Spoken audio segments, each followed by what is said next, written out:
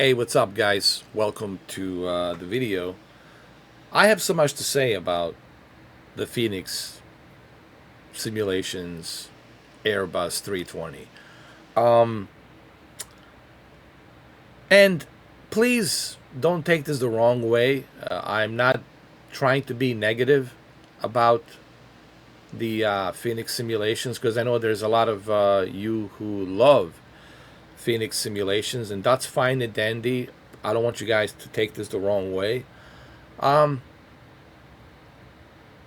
have flown this airplane A320 yesterday in great detail, and for the most parts, it's good. Okay, the engines, they sound as they should be according to what I was hearing from my friend Dominic and from the other pilots that were there. But there seems to be an issue with the performance. It seems to be stuttering, and sometimes, like, you can't even use your mouse to look around. There seems to be like a lot of stutter with a. This is my map. I'll put it down. Seems to be a lot of stutter with a movement of, like, your controller, the thumbstick, and even when you're flying, there seems to be like a drop in frame rates. That right there, to me, it's not a smooth thing, and I feel they need to work on that. Even right now, when I'm in the cockpit, it doesn't look smooth. Even though I have my DLSS, Deep Learning Super Sampling 3, it just seems like it's so much an overload that, like, this airplane has so much detail of rendering in here. It seems like it's an overload. I'm sorry. Seems like a lot of overload on this plane. And I tried a lot of different things on an app. I used the latest updates, but even when you take off, when you fly out, there seems to be a bit of a stuttering, that the frame rate stops and drops at like 20 frames to 25 to 30, and then goes up to 40 and drops down to 30. It seems like this airplane, it's very heavy on memory and a GPU, and the performance issue is one of the big problems for me right now with this airplane. But other than that, in terms of, like, detail that's in this airplane, in terms of, like, the detail, it's really good. I'm not gonna complain about that. The detail, it's accurate. It's highly detailed. The textures and everything, it's highly detailed. I mean, I'm not gonna. But look at this. Look just how slow that is. And I got my DLSS turned on. Here, let me show you. I have my DLSS set to balance, deep learning, super sampling, even on a performance. With everything set to high settings, it's still it's having issues. And let me go back, and you'll see that. And I get it. I know that they put a lot of detail on this airplane, so it's definitely heavy on a memory and GPU. But this issue I never had with, like, a PMDG. With the PMDG, everything seems to be top notch, running smooth. Like when I was flying my 737-600 from PMDG, I never had any issues. Everything was smooth. The detail is great. Like I said, I have no issues with detail, but the performance, it's so laggy. There's so much lag here, and it's not as smooth. And also, I cannot use my mouse to look around. I can only use the controller to look around. And another thing that I need to address is, like, when I landed yesterday, when I was doing a live stream, when I was making my landing on New Orleans International, it didn't felt smooth. Even though I was going like 70 knots wind speed, very slow with the flaps down, when it touched the ground, it felt like I was like landing with Chevy Nova, 1970s Chevy Nova or something, like with a really bad busted struts, you know. It didn't feel smooth.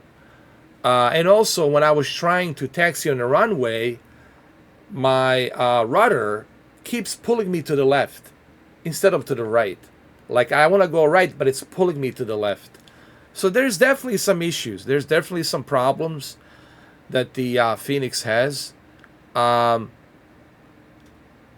I'm pretty sure all of these issues with the performance, issues with landing and taxiing out, I'm sure these are the things that this development team up in United Kingdom, I'm sure they're going to work on it, and I'm sure they're going to fix it. But now let's talk about the elephant in the room. One of the things that is really annoying to me regarding the a Fenix Simulations Airbus 320, A320. It's the authorization and activation. Like, for example, currently I have this plane installed in my office on my iBuyPower PC. And I got another PC that's in my bedroom, right? With an ultra wide screen. And there, I cannot use it because I have to deauthorize it here. So every single time I need to, like, use this airplane, I have to activate it or deactivate it to go play it on another computer. And to me, that's just like, it's ridiculous. I mean, I paid $50 for this thing. $50 for this airplane. And you cannot use it. You can't use it on the, I mean, you can use it on another computer, but you have to activate it. And you got to activate it every single time. And you got to deactivate it on that other machine that you're using it to use it on that current machine that you want to use it. So, for example, right now I'm playing on the iBuyPower. And if I want to go to my bedroom to play it on that other computer, I have to deactivate it here and activate it there every single time. I got to do that. With a PMDG, you don't have to worry about that. With PMDG, once you buy it from the Microsoft Store, you can play it on your Xbox and the PC. All you need is a Game Pass. That's it. And I love that. I love that about PMDG, that you can play it on any of your Xbox. Like, I got Xbox Series X and Series S. And I got, I don't know how many PCs. Guess what? If I purchase a PMDG 737-800 or 737-900 ER, I can play it on any of my devices. I can play it on my Asus Li, ROG Li. I can play it on any of my PCs. I can play it on my Series X and Series S. And I love that. I love that ability. Plus, PMDG has no issues with the performance, runs pretty good. The tablet's going to be coming soon. So, do I feel regret purchasing the Fenix A320? A little bit of a regret. Because, and this is the reason why, it's like, one of the pilots that was on my live stream yesterday, like uh, he said you can't really like listen to people online, and if they tell you, hey, this is the best airplane, this is the best airplane, not necessarily, because you got to remember some of these YouTubers, they get a free copy of an airplane, and of course they're gonna say it's the greatest product there is. Go ahead and purchase it, because they didn't purchase it, they didn't pay $50. So yeah, they're gonna say, hey, yeah, go and get this. This is a great deal, you know, blah blah blah, because they got it for free. PMDG, I think is the best way to go right now, guys. 737-800 is the used heavily on everyday flying, everyday commercial flying, dude. Even if you go right now and book a flight to go domestically somewhere around the United States, guess what? You most likely gonna end up in a 737-800. 100% most likely in a 737-800. That's not to say that you're not gonna end up in a Airbus 320 or 321 or 777, but most likely domestically you're gonna end up in 737-800. 100%. Like Southwest Airliners, Ted United, American Airliners, etc., etc. So, all right, so those are the negatives that I don't like about the Fenix. And guys, this is a feedback. I don't want you to think that I'm bashing and kind of taking a dump all over this Fenix Simulations. I think these guys did a fantastic job for a small team that they are. They have a lot of features built on this airplane, and I appreciate those features that they have built. Everything's accessible here. You can access everything and anything, like I was showing yesterday. I mean, you can even adjust your seat. And how cool is that? That you can adjust the seat. You can move this resting area. You can adjust the seat. You can move it forward, backward. I mean, these are the things that you can do. And to me, look at that. How cool is that? These are small little details that you can do. I already gone through all of this yesterday on my live stream. You can even open a table for you to eat your food right here, right? When you're flying an autopilot, up in 28,000 feet or whatever. So all of these details, they're put inside this Fenix A320. I enjoy, I welcome it. I love the tablet. I love the detail, like the scratches on the windshield due to the wipers being used constantly. To see those scratches is kind of pretty cool thing. To see wear and tear on an airplane like this, it's pretty cool to see that, like small little details, like see this, like the fingerprints and all that, wear and tear, things like that. So I have like nothing against the detail. I think the amount of features, the amount of detail that Fenix Simulations has put into this airplane, it's phenomenal. But I'm like, the performance issues, that needs to be fixed, man. That's a big no-no to me. I can't say this is the most realistic airplane if I'm gonna have issues with the performance. I can't say this is the most realistic airplane if my rudders are pulling me to the left constantly, and they shouldn't be doing that. So performance issues. This is something they need to work on. They need to fix these bugs. When it comes to landing, I also noticed when it comes to landing, and even though I was trying to make it buttery smooth, I was still bouncing off, like one of those hydraulic suspension cars, that you see like in East LA, homies are driving and they're gonna like go up and down, up and down. It felt like that. So what I'm trying to say is this: Fenix Simulations, they're passionate about what they do. I'm pretty sure, and I'm also pretty sure they're gonna look at this as a feedback. I would also use my live stream as a reference so you can see exactly what I was experiencing. If anybody from Fenix Simulation is watching this in the future, I'm pretty sure you guys will fix these updates by the time you see this video. So you might just as well disregard this video.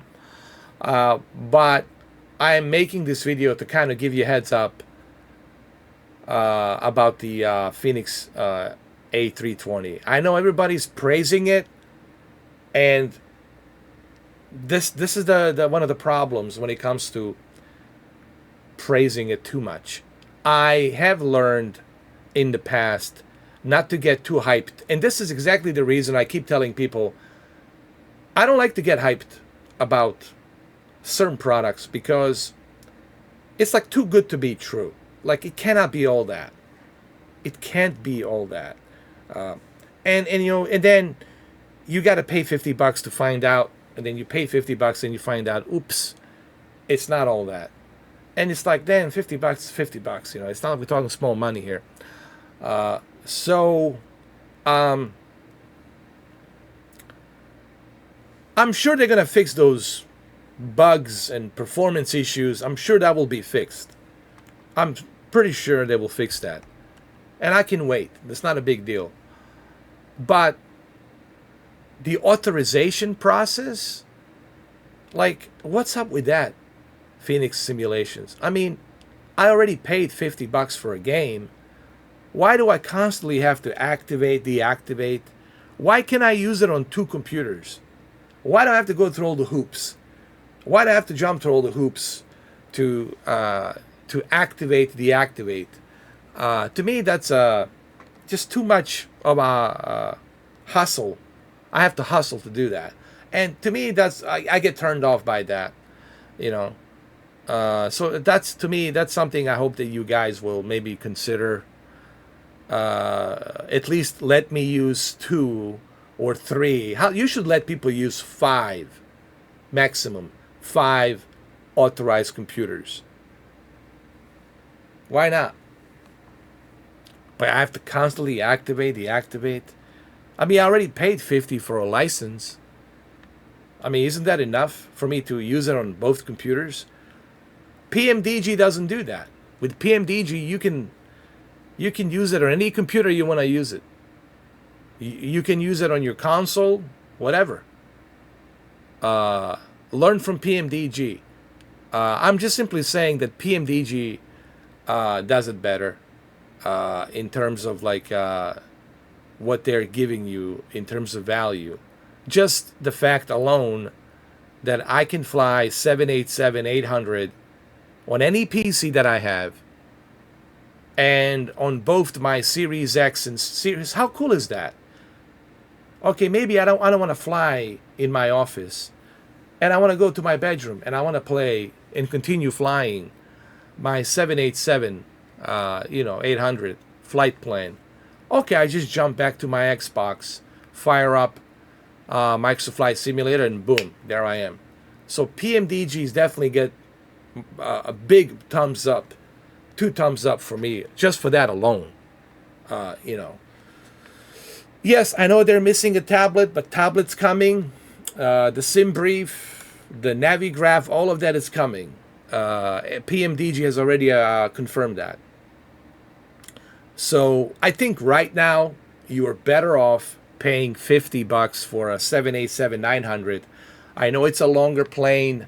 I get it. I know it's not everyone's favorite plane. I get that. But it's still 787. I'm sorry, it's still 737. I'm sorry.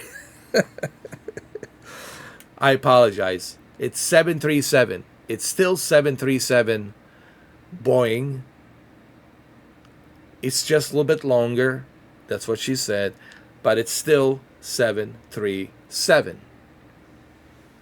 And you're still getting the same exact flight model as you're gonna get with the 800. Now 800 is a little bit, you know, smaller. It's everyone's favorite. I would highly recommend 737-800 for $70. But hey, right now, if you're debating whether you should get Fenix or whether you should get PMDG 737-900, which is $50, I think you're better off with a 737. And again, guys, there's absolutely nothing wrong with a 737-900. I think it's just the guys, they don't want to be part of a losing plane, because 737-900, it's obsolete. Anybody barely uses that anymore. So it's kind of like an abandoned, you know, plane. So that's fine. Hey, you know, if that's your thing and you want to go 737-800, so be it. But it's still $70 for 737-800. Of course, it's definitely worth it, I think. So before I end this video, and I'm sorry that this video is 20 minutes, 20 plus minutes, please don't take this video as me being negative. Okay, I'm not trying to be negative on Fenix Simulations. I give 2 thumbs up to Fenix Simulations for the amount of detail and features that they have implemented on the Airbus 320. I think they did a fantastic job. They're a small team. They're not a huge team like PMDG. Okay, I get that. So I think they're doing a great job. It's just they need to work on these performance issues and on these bugs when it comes to landing and when it comes to taxiing out. They need to work on that. And of course, the whole authorization activation process, it's really a pain in the behind. I mean, I already paid $50 for a license. Why do I have to constantly go back and forth with this activation, deactivation nonsense? To me, that's another thing that I don't like, you know. But all in all, this thing has 181 liveries, man. It has a bunch of liveries. This is something that PMDG is lacking. PMDG, it's charging you for these liveries. So my recommendation to PMDG, you should include, if you're going to charge people $70 for a 737-800, everyone's favorite plane, 737-800, it's everyone's favorite.